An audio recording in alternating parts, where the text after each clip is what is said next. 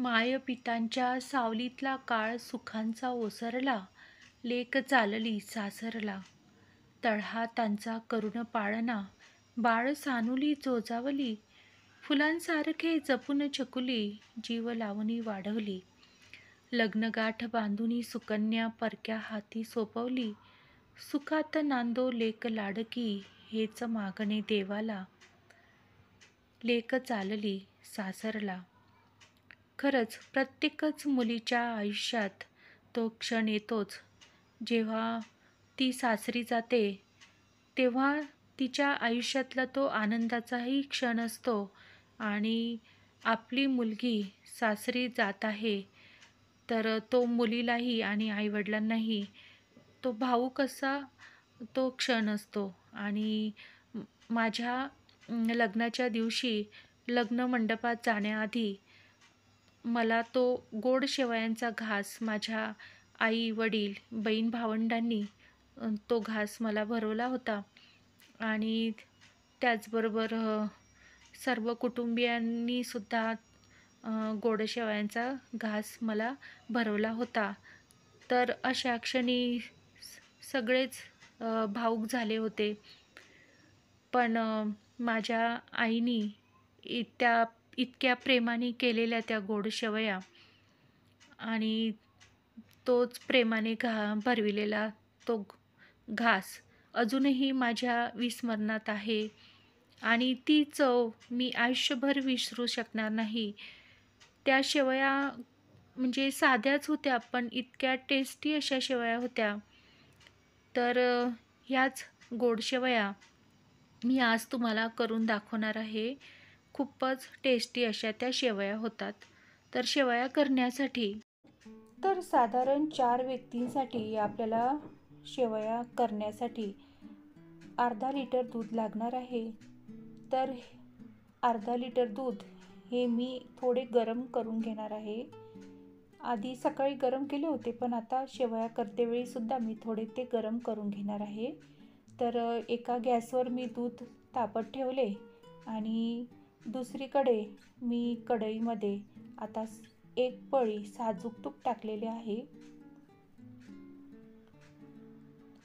आपल्याला शेवया आधी भाजून घ्यायच्या आहे, म्हणून थोड्या साजूक तुपात आपण त्या भाजून घेऊया. तर तूप आपले गरम झाले आणि आता त्यात थोडे वेलची आणि जायफळ पूड त्यात टाकली आहे. साधारण अगदी अर्धा छोटा चम्मच. त्यात काही ड्रायफ्रूट्स टाकलेले आहेत. आपल्या आवडीचे काजू, बदाम, पिस्ता असे ड्रायफ्रूट्स आपण टाकू शकतो. आणि नंतर या शेवया आपल्याला त्यात टाकायच्या आहेत. तर या शेवया गव्हाच्या आहेत. गहू आणि रवा असे मिक्स या शेवया घरी केलेल्या आहेत. तर साधारण 1 प्लेट मी शेवया घेतलेल्या आहे.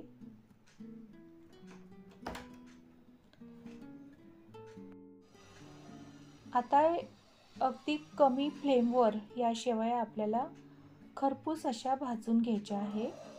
म्हणजे थोड्याशा याप्रमाणे बदामी कलर येईपर्यंत आपल्याला त्या भाजून घ्यायच्या आहे.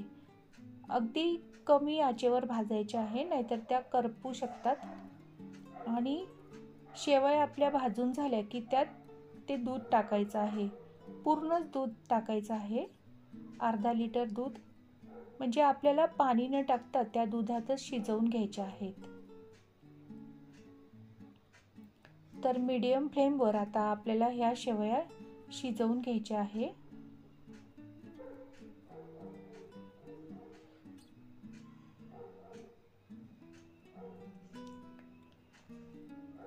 आता दुधातल्याच आहेत त्या शेवया, त्याच्यामुळे आपल्याला साखर बेतानेच टाकायची आहे.